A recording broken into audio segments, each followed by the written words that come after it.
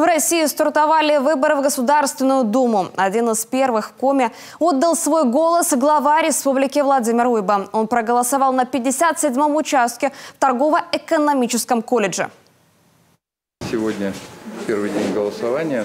По пути на работу я выполнил свой гражданский долг, проголосовал. И понятно, что основная задача – это, конечно, работать на благо Родины, на благо родной республики. И голосование – это тоже часть этой работы. Голосование проходит с соблюдением мер по недопущению распространения заболеваний. На входе выдают маски, перчатки и ручки. На 57-м избирательном участке в Сыктывкаре есть и новшество. Комплексы обработки информации бюллетеней будут бесперебойно работать на протяжении 3 дней. Это стало возможным благодаря новому программному обеспечению.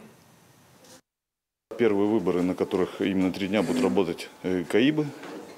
В том году работали только последний день, но я думаю, это даже упростит нашу работу, так как не надо будет подсчитывать бюллетени каждый день, убирать их все в пакеты, опечатывать, скажем так.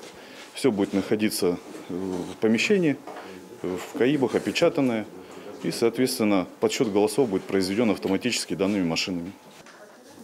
За процессом следят общественные наблюдатели от партии и Общественной палаты Коми. За первый час работы 57-го избирательного участка свои голоса отдали 150 сыктывкарцев.